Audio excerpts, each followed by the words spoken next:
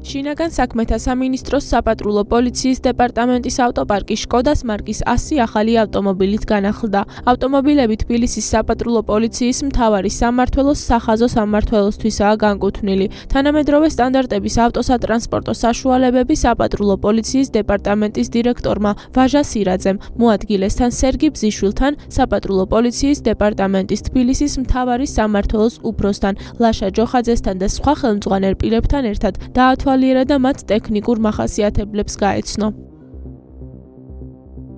შინაგან საქმეთა სამინისტრო მუდმივად ახორციელებს თანამშრომლობის სამუშაო პირობების გაუმჯობესებას და სამინისტროს ინფრასტრუქტურის განახლებას. საპატრულო პოლიციის დეპარტამენტს გადმოეცა შკოდას ტიპის 100 ახალი ავტოსატრანსპორტო საშუალება, რომელიც გადაეცემა თბილისის საპატრულო პოლიციის მთავარ სამმართველოს, რაც მეტად ეფექტურს და კომფორტულს გახდის თითოეული თანამშრომლის მუშაობის პირობებს.